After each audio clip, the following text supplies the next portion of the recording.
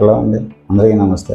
కొంతమంది పేరెంట్స్కి ఒక అనుమానం ఉంటుందండి, లైక్ పిల్లల్లో జలుబు చేసినప్పుడు పెరుగు ఇవ్వచ్చా, ఇస్తే ఎక్కువ జలుబు ఇంకా ఎక్కువ అవుతుందని, వామిటింగ్స్ అవుతాయి అని ఇలాంటి అనుమానాలు ఉంటాయండి. కానీ అలాంటి భయాలు ఏం పెట్టుకునే అవసరం లేదు. పెరుగు అనేది హ్యాపీగా ఇవ్వచ్చు. పెరుగు వల్ల మనకి ప్రోబయాటిక్స్ అనేది బాడీకి పుష్కలంగా అందుతాయండి.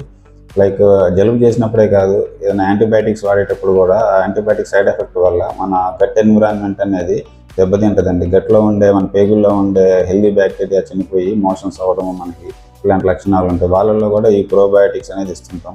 బయట దొరికే ప్రోబయాటిక్స్ కన్నా పెరుగు వాడటం చాలా మంచిదండి.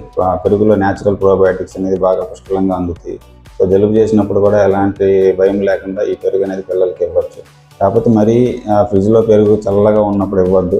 అది బయటికి తీసి అసలు రూమ్ టెంపరేచర్కి వచ్చిన తర్వాత ఇవ్వండి. ముఖ్యంగా నైట్ టైం కొద్దిగా జలుబు ఎక్కువగా ఉండి గొంతులో కళ్ళు అది ఎక్కువ ఉన్నప్పుడు 1-2 రోజులు అవాయిడ్ చేస్తే చేయొచ్చు. కానీ మిగతా టైంలో పెరుగు అనేది హ్యాపీగా ఇవ్వచ్చు.